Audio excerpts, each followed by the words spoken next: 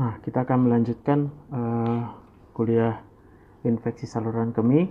Kita sampai pada topik patogenesisnya.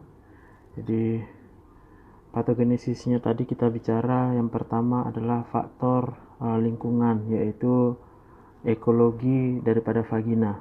Jadi vaginal ekologi atau ekologi vaginal adalah faktor lingkungan yang penting ya, yang mempengaruhi risiko terjadinya infeksi saluran kemih pada wanita. Kolonisasi dari rongga introitus vaginal dan area periuretra dengan organisme yang berasal dari flora di dalam intestin, biasanya itu adalah E. coli, adalah awal yang sangat penting dalam hal patogenesis dari infeksi saluran kemih. Hubungan seksual ini berhubungan dengan peningkatan risiko terjadinya kolonisasi daripada bakteri E. coli pada vagina, dan ini akan meningkatkan terjadinya risiko urinary tract infection ya. Non-oxinol 9 yang terdapat dalam spermisida itu bersifat toksik terhadap lactobacillus yang ada pada vagina yang normal, dan sehingga akan menyebabkan peningkatan risiko terjadinya kolonisasi dari E. coli dan bakteri urea lainnya, karena lactobacillus ini bersifat sebagai flora normal di dalam rongga vagina. Masih tentang ekologi dari vagina, pada wanita yang postmenopause yang sebelumnya vaginanya itu didominasi oleh lactobacillus, lalu kemudian karena sudah menopause, maka kolonisasinya berganti menjadi bakteria yang gram negatif. Penggunaan estrogen topikal untuk mencegah infeksi saluran kemih pada wanita postmenopausal itu masih kontroversi oleh karena adanya efek samping sistemik daripada penggantian hormon, maka estrogen oral sebaiknya tidak dipergunakan untuk mencegah terjadinya infeksi saluran kemih. Lalu yang kedua, faktor lingkungannya adalah adanya kelainan anatomi maupun fungsional dari saluran kemih. Jadi semua kondisi yang membuat terjadinya stasis atau sumbatan atau terhambatnya aliran urin, atau ini akan menyebabkan individu tersebut rentan mengalami infeksi saluran kemih. Adanya benda asing seperti batu ataupun kateter urin ini akan menjadi permukaan yang sangat baik bagi bakteri untuk mengalami kolonisasi, dan kemudian akan membentuk suatu biofilm yang sifatnya menetap. Maka reflux vesiko-ureteral, kemudian obstruksi ureteral yang disebabkan oleh adanya hipertrofi pada prostat atau adanya bladder neurogenik ataupun pembedahan pada saluran kemih, ini akan menyebabkan lingkungan yang sangat menolong untuk terjadinya infeksi saluran kemih. Pada orang-orang yang dengan kondisi demikian, maka bakteri E. coli yang mungkin tidak terlalu virulen, tidak terlalu ganas, ini bahkan bisa menyebabkan infeksi saluran kemih. Terjadinya penghambatan peristalsis pada ureter dan turunnya tonus pada ureter yang akan menyebabkan terjadinya reflux vesiko-ureteral. Jadi urinnya akan mengalami reflux atau aliran balik dari vesika urinaria masuk kembali ke dalam ureter. Ini menjadi faktor patogenesis yang penting timbulnya pyelonefritis pada wanita-wanita yang hamil. Faktor anatomi ya, khususnya jarak dari uretra terhadap anus, itu juga dipertimbangkan sebagai alasan utama mengapa infeksi saluran kemih ini didominasi terjadi pada wanita yang muda dibandingkan pada laki-laki yang muda. Patogenesis yang kedua yaitu bergantung pada faktor inang atau host factor, yaitu adanya latar belakang genetik daripada host atau pada manusia. Ini mempengaruhi kerentanannya terhadap infeksi saluran kemih yang akan berulang kembali, dan paling sedikit ini dapat ditemukan pada wanita. disposisi familial atau dari keluarga terhadap infeksi saluran kemih dan juga pielonefritis ini sampai saat ini sudah banyak datanya. Wanita-wanita dengan infeksi saluran kemih yang berulang itu ternyata ditemukan sering mengalami atau pernah mengalami infeksi saluran kemih pertama sekali itu pada umur 15 tahun dan kemudian memiliki riwayat ibu yang mengalami infeksi saluran kemih. Bagaimana patogenesisnya daripada predisposisi keluarga ini terhadap terjadinya infeksi saluran kemih yang bersifat berulang, itu kemungkinan besar adalah adanya kolonisasi E. coli yang sifatnya persisten di dalam vagina wanita, khususnya pada masa-masa yang asimptomatik.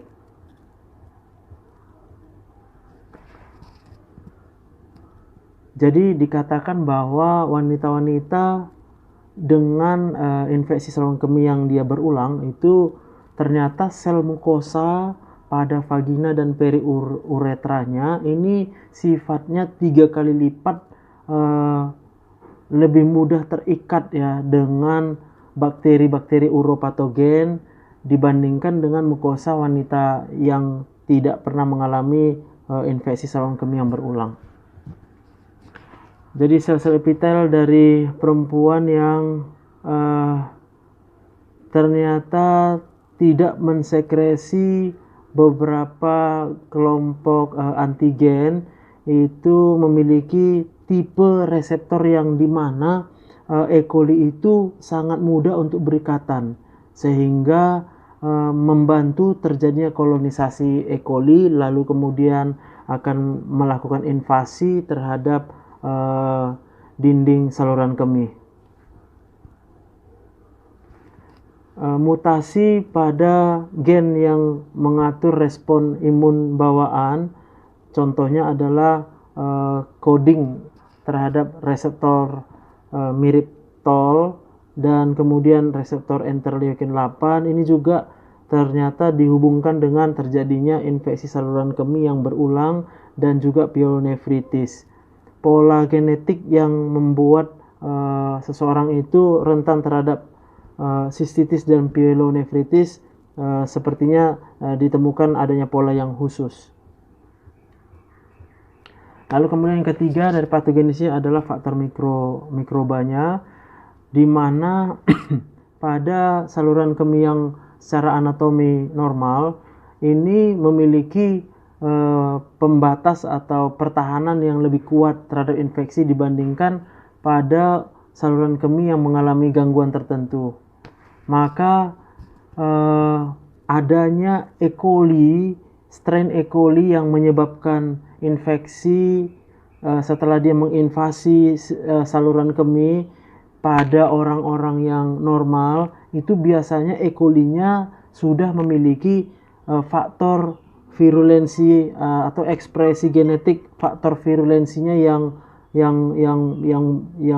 kuat, termasuk adanya adhesin permukaan yang kemudian akan menjadi perantara untuk E. coli tersebut bisa berikatan terhadap reseptor spesifik yang ada pada permukaan sel-sel uroepitelial ya. Jadi E. coli-nya yang memang punya virulensi yang luar biasa kuat sehingga pada host yang dia secara anatomi masih normal saluran kemihnya ternyata masih bisa mengalami kolonisasi E. coli.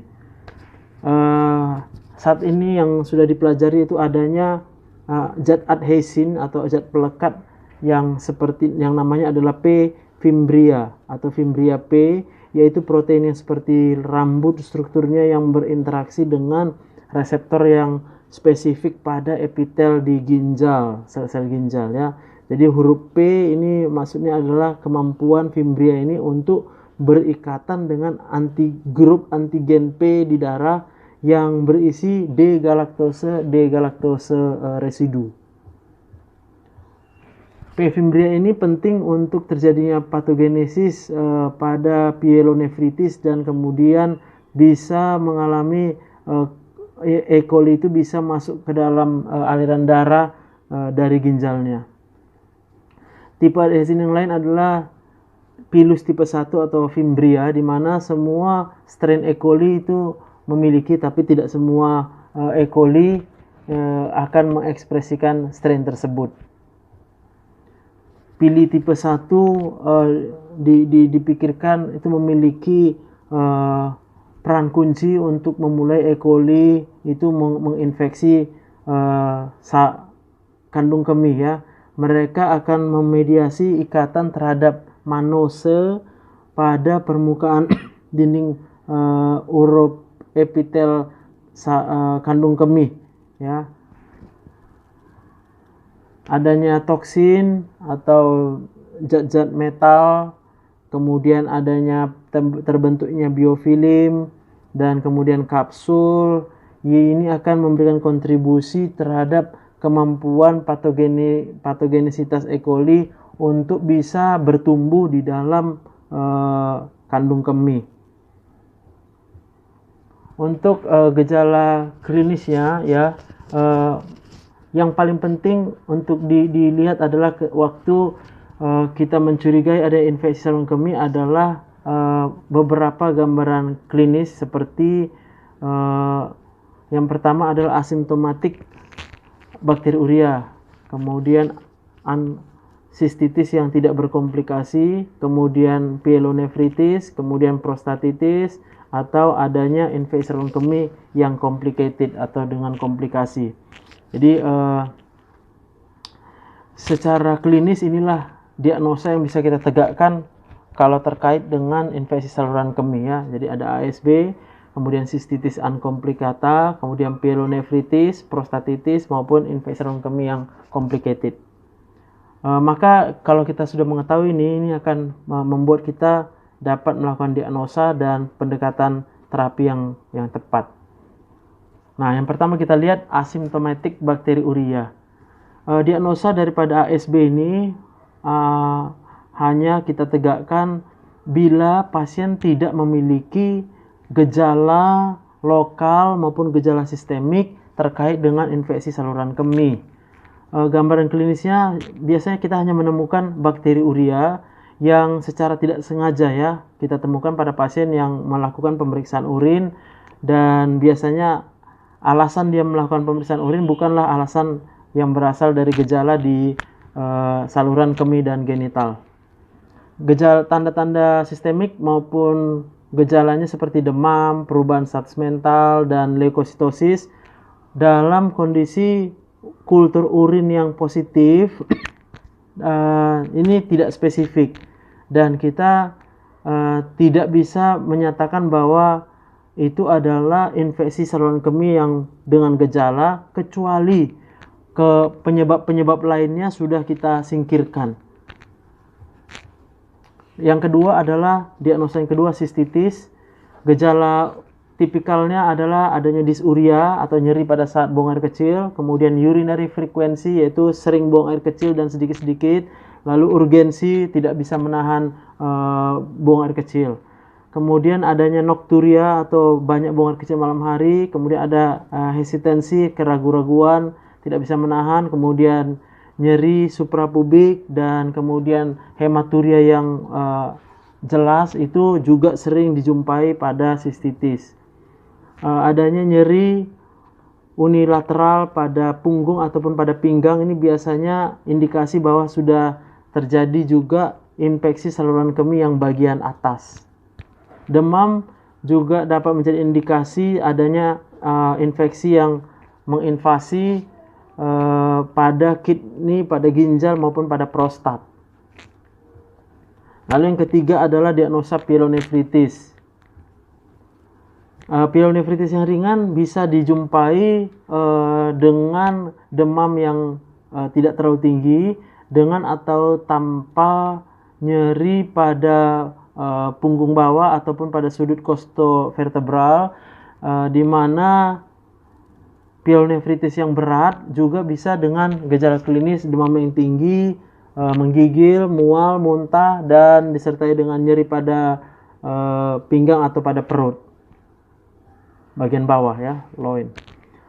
Gejalanya biasanya akut ya, cepat munculnya, dan gejala sistitisnya mungkin tidak dijumpai ya. Jadi hanya gejala sistemiknya yang terutama dijumpai kalau kondisinya ada pyelonefritis yang murni.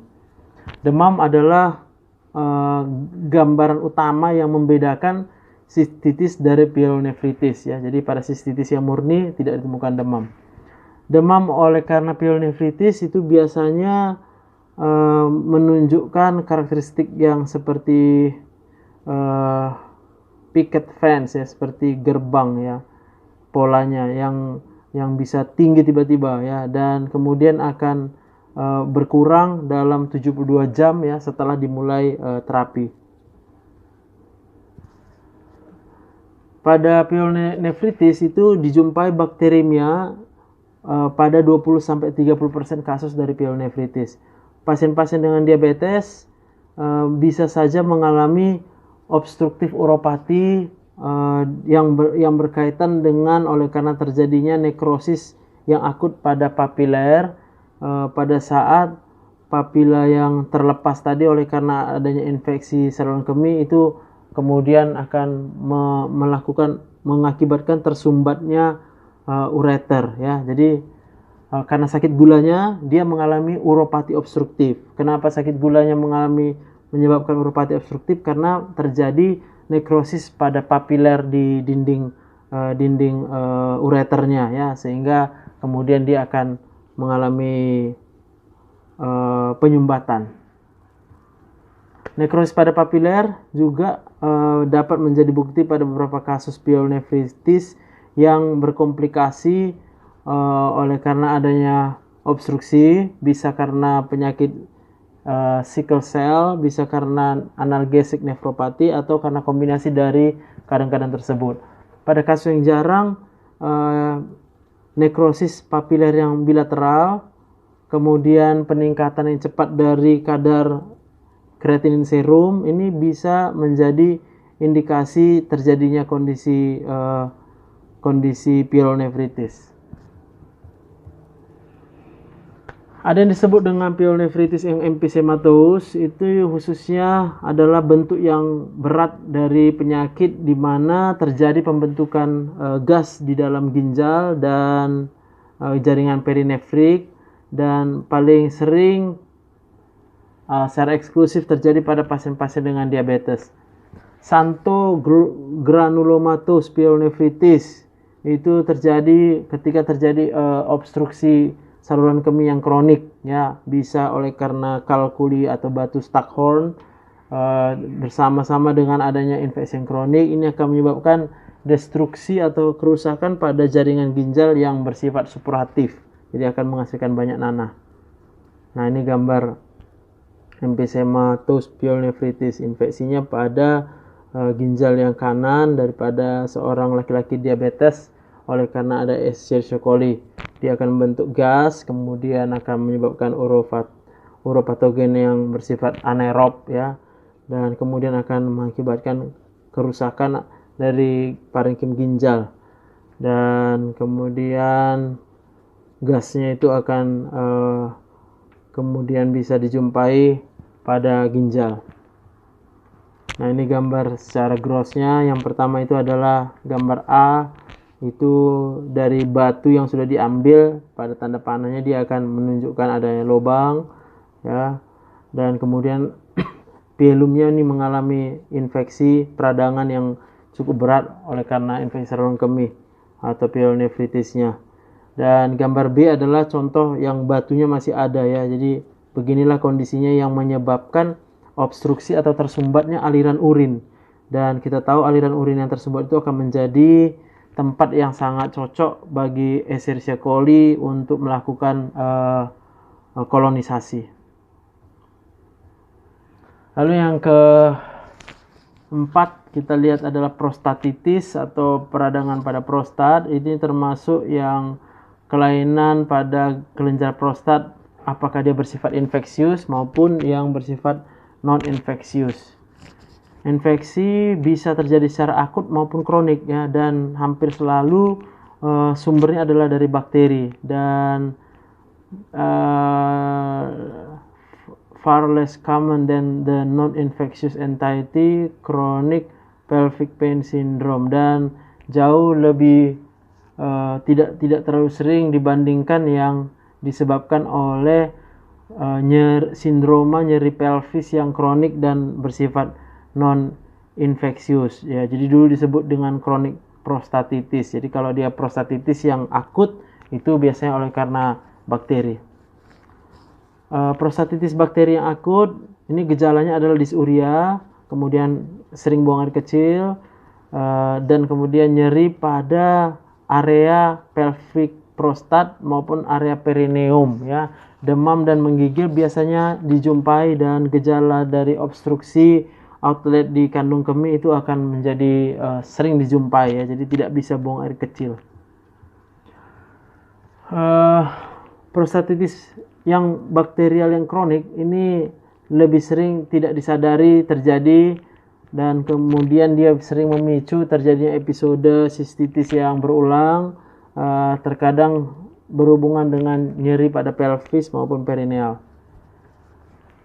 Laki-laki yang dengan sistitis yang berulang ini harus dievaluasi prostatnya ya, apakah sudah menyebabkan terjadi retensi pada urin. Lalu yang terakhir adalah infeksi saluran kemih yang complicated, yaitu adanya episode yang bergejala atau simptomatik daripada sistitis ataupun pyelonefritis pada laki-laki atau wanita dengan kelainan anatomi ya pada saluran kemihnya yang membuat dia gampang untuk mengalami infeksi, atau dengan adanya benda asing di dalam saluran kemih, atau dengan faktor-faktor yang menyebabkan respon terapi pada pasiennya itu mengalami penundaan ya. Nah, ini adalah cara diagnostik kita untuk menegakkan suatu infeksi saluran kemih ya. Kita lihat pelan-pelan. Kalau gejala klinisnya adalah dengan acute onset of urinary symptom, yaitu ada disuria, frekuensi dan urgensi, maka kita lihat pasiennya itu karakteristiknya bagaimana. Apakah pada wanita yang sehat, tidak hamil, dan kemudian risiko rendah terhadap resistensi banyak obat, maka kita boleh mempertimbangkan diagnosanya adalah sistitis yang tidak kompleks. Kita tidak perlu melakukan kultur urin, dan mungkin bisa dengan pengobatan secara via telepon. Yang kedua adalah pasien karakteristiknya adalah wanita dengan resiko infeksi menular seksual ya, STD. Ini pertimbangkan terjadinya sistitis yang tidak berkomplikasi ataupun sedang mengalami STD, maka kita perlu pemeriksaan urinalisa, kultur, kemudian evaluasi STD-nya, kemudian pemeriksaan pelvik. Lalu yang ketiga pasien karakteristiknya adalah laki-laki dengan nyeri pada perineal, pada pelvis ataupun pada prostat. Yang kita pertimbangkan adalah prostatitis yang akut, diperlukan pemeriksaan urinalisa dan kultur, dan pertimbangkan evaluasi dari urologi. Lalu yang keempat adalah pasien dengan kateter urin yang menetap ya, pertimbangkan diagnosanya adalah kateter CAUT ya, atau CAUT, yaitu infeksi saluran kemih yang berhubungan dengan kateter atau catheter associated urinary tract infection. Apa yang harus dilakukan adalah kita harus sering menukar ataupun menghentikan pemakaian kateter. Kemudian kita lakukan pemeriksaan urinalisa dan kultur. Lalu kita perlu juga kultur darah bila pasiennya dengan demam. Pasien-pasien lain pertimbangkan terjadinya infeksi saluran kemih yang complicated, yaitu kita periksa urinalisa dan kulturnya, dan kemudian kita cari apa saja bagian anatominya yang ataupun fungsionalnya yang tidak normal. Nah, kalau dijumpai nyeri punggung belakang yang akut disertai dengan mual muntah ataupun dengan demam dengan atau tambah gejala sistitis, maka kita pertimbangkan apakah dia seorang wanita yang sedang hamil tapi sehat. Maka kita katakan dia mengalami uncomplicated pyelonefritis ya. Kita perlu pemeriksaan urin dan kultur dan pertimbangkan